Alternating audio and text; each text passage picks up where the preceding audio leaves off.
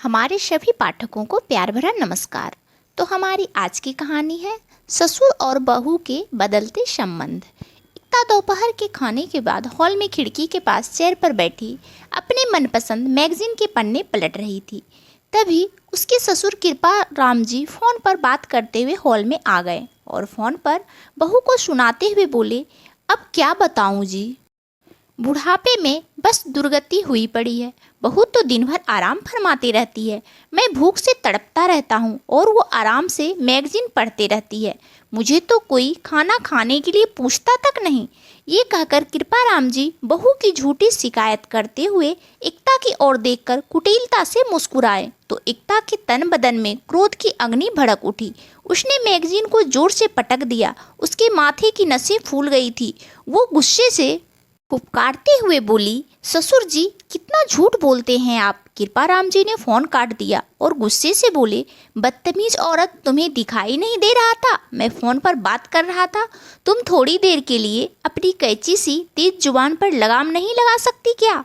एकता भी दुगने ऊंचे स्वर में बोली, अच्छा, और आप जो मुझे झूठ में बदनाम कर रहे हैं वो सही है। अभी थोड़ी देर पहले ही तो मैंने आपको भरपेट भोजन करवाया था। अरे, आपका खाना भी अभी हजम नहीं हो पाया होगा और आप मेरे ही सामने मेरी शिकायत करते फिर रहे हैं।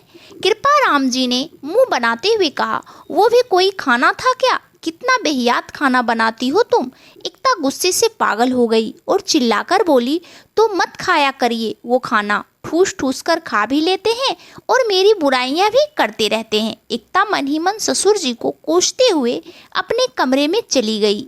आज उसका क्रोध सारी सीमाएं पार कर गया था। एकता और उसके ससुर जी में आए दिन ऐसे ही घमासान झगड़े होते रहते थे।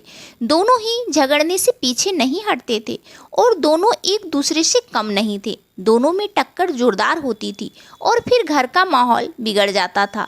एकता की सास जब तक जीवित थी वो बीच बचाव कर लेती थी, लेकिन उनकी स्वर्गवास के बाद वो घर घर कम और युद्ध का मैदान ज़्यादा लगने लगा था। शाम को एकता का पति रमेश ऑफिस से घर आया। एकता तो भरी बैठी ही थी, ऊपर से उसके ससुर जी ने रमेश के आते ही बहू की शिकायत और भी बढ़ा चढ़ाकर करने लगे। एकता भीतर से सब सुन रही थी। रमेश के कमरे में आते ही वो फट पड़ी और कहने लगी, मुझे ऐसे इंसान के साथ छोड़कर खुद तो ऑफिस चले जाते हो। तुम्हें पता भी है ये किस तरह मेरी नाक में दम करके रख देते हैं।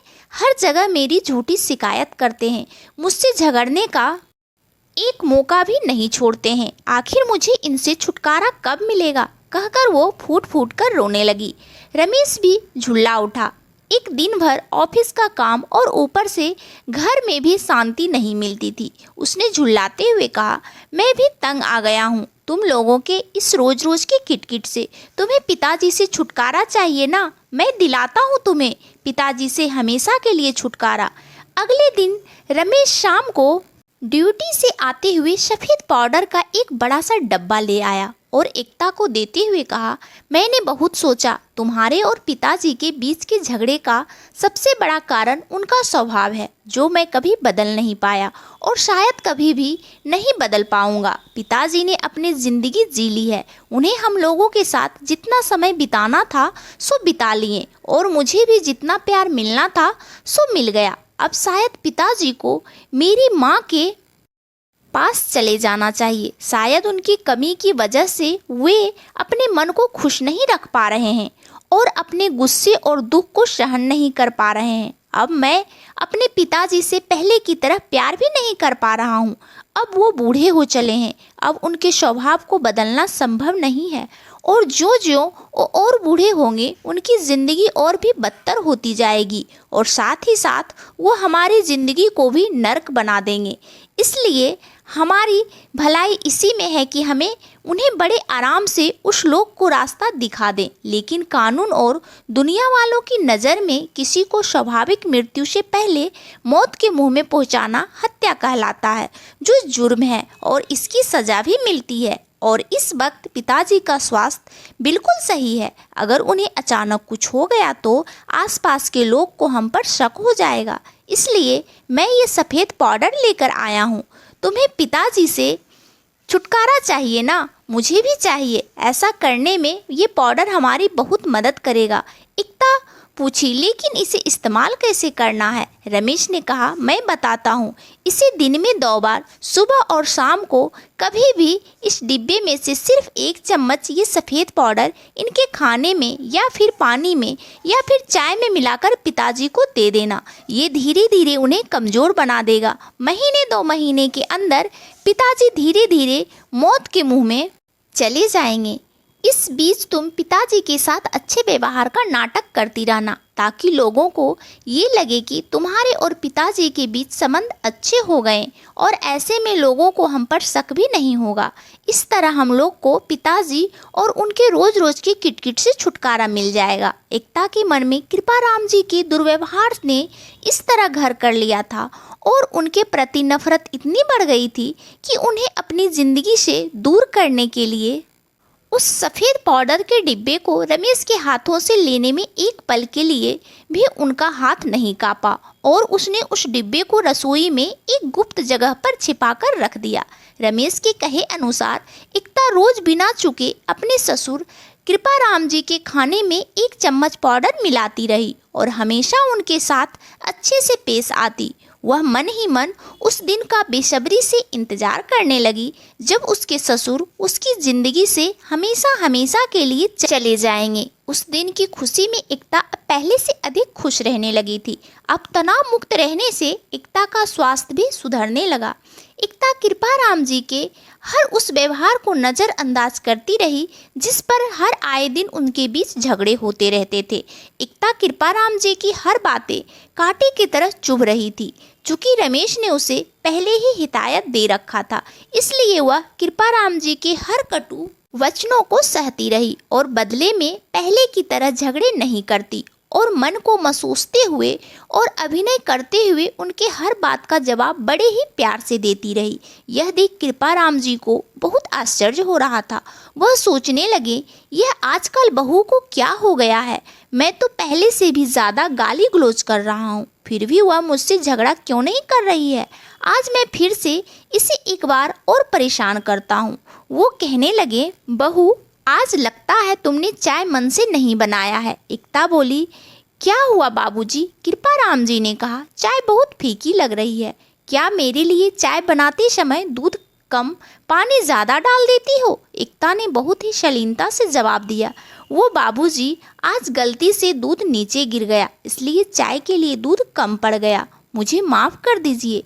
कृपाराम जी ने झुल्लाते हुए कहा, दूध गिरा दिया, कहाँ ध्यान रहता है तुम्हारा बहू? एकता ने बड़े प्यार से कहा, हाँ बाबूजी, मुझसे गलती हो गई, आगे से ध्यान रखूंगी।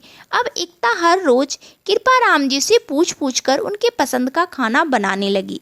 अब कृपाराम जी के पास एकता को छेड़ने के लिए कुछ भी नहीं रह गया था और वह अक्सर चुप रह जाते। धीरे धीरे समय बीता। कृपाराम जी ने एकता को बात बात पर टोकना बंद कर दिया। अब उन्होंने उसके किसी भी काम में नुक्स निकालना भी बंद कर दिया था। अब वह बहुत चुप से रहने लगे थे। पहले रमेश के आते ही बहू की शिकायतों के पहाड़ खड़े कर देते थे, लेकिन वही आज तारीफों के शब्द निकालने शुरू कर दिए थे। कृपाराम जी ने आज पहली बार रमेश के आते ही कहा, बेटा रमेश, आज मेरे सिर में बहुत दर्द था, पता नहीं आज बहू ने कैसी चाय बनाई कि मेरे सिर का दर्द छू मंतर हो गया। अभी कृपाराम जी ने इतना ही कहा था कि एकता वहां आ गई और अचानक ससुर जी के मुंह से पहली बार अपनी तारीफ सुनकर उसका गला रूठ गया, लेकिन उसने ऐसा जताया जैसे उसने कुछ सुना ही नहीं हो।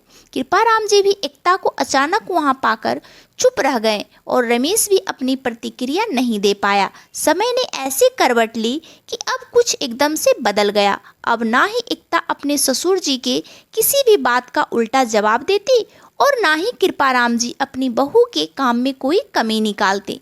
धीरे धीरे उनके बीच का संबंध इतना मधुर हो गया था कि उनके बीच झगड़े और किसी भी प्रकार के मनमुटाव का कोई नामो निशान नहीं रह गया था। धीरे धीरे 2 महीने बीत गए और एक दिन वो वक्त भी आ गया जिसका एकता को इंतजार था। अचानक कृपाराम जी की तबीयत बिगड़ गई। उनका शरीर बुखार से तप रहा था। कृपाराम जी बेसुध होने लगे थे। वह बड़बड़ाने लगे, रमेश बेटा, ना जाने अचानक मेरी तबीयत क्यों बिगड़ गई है। लगता है मेरा अंतिम समय आ गया है। इतना सुनते ही एकता दहाड़े मारकर रोने लगी। रमेश ने तुरंत ही पिता को अस्पताल में भर्ती करा दिया। एकता भी उनके साथ जाने की उतावली हो रही थी, लेकिन रमेश ने साथ जाने से मना कर दिया। शाम को रमेश के घर आते ही एकता उनके सीने से लग गई और रोते हुए रमेश से कहने लगी, रमेश बाबूजी को बचा लो प्लीज़, मुझे मेरी गलती का एहसास हो गया है। मुझे बाबूजी को नहीं खोना है। जानते हो, इन 2 महीनों में उनमें और मुझ में कितना परिवर्तन आया है।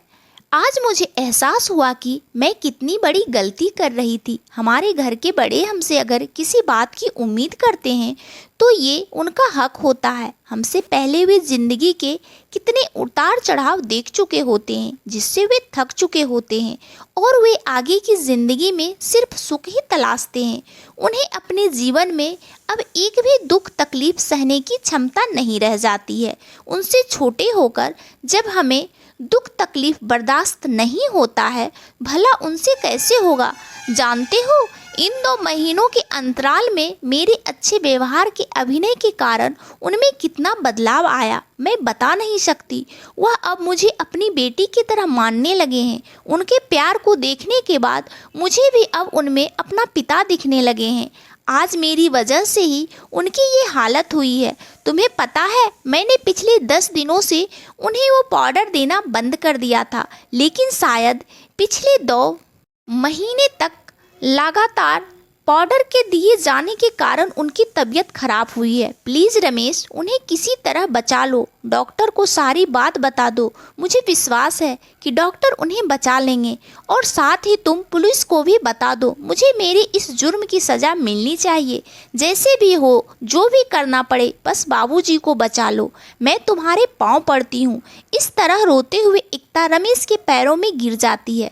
तभी रमेश ने एकता को उठाते हुए कहा, अरे पगली, कुछ नहीं हुआ है पिताजी को, उन्हें सिर्फ वायरल फीवर है। डॉक्टर ने उन्हें सिर्फ 1 दिन के लिए अपनी निगरानी में रखा है और कल शाम तक उन्हें छुट्टी मिल जाएगी। एकता अपने आंसू पोंछते हुए बोली, आज बाबूजी को कुछ नहीं हुआ, लेकिन वो पाउडर जो तुमने दिया है वो आज नहीं तो कल अपना असर दिखा ही देगा। फिर मैं क्या करूँगी। रमेश ने हंसते हुए कहा, उस पाउडर ने अपना असर दिखा दिया है। एकता ने आश्चर्य भरे स्वर में पूछा, क्या मतलब है तुम्हारा। रमेश ने कहा, हाँ, आज उसी पाउडर के बदौलत तुम्हारे और बाबूजी के बीच का संबंध मधुर हो पाया है। मुझे पहले से ही पता था कि तुम्हें बाबूजी से कोई दुश्मनी नहीं है, बल्कि ये सब तुम दोनों के बीच का कम्युनिकेशन गैप था, जिसे भरने का मेरे पास इससे बेहतर कोई उपाय नहीं था। इसलिए मैंने इस सफ़ेद पाउडर का सहारा लिया और तुम्हें अच्छे व्यवहार का अभिनय करने का सुझाव दिया। तुमने अपने वचनों और सोच पर नियंत्रण किया और मजबूरन बाबूजी को भी तुम्हारे अच्छे व्यवहार और प्यार के सामने घुटने टेकने पड़े। जीवन में ऐसा कोई रिश्ता नहीं जिसे प्रेम से सुधारा ना जा सके। अगर मैं सीधे सीधे तुम दोनों में से किसी को भी समझाता तो शायद दोनों के ही अहम को चोट लगती और शायद तब बात और बिगड़ जाती। इसलिए मैंने उस पाउडर का सहारा लिया। जानती हो, ये सफ़ेद पाउडर क्या है। ये कुछ और नहीं, बस पिसा हुआ चीनी है।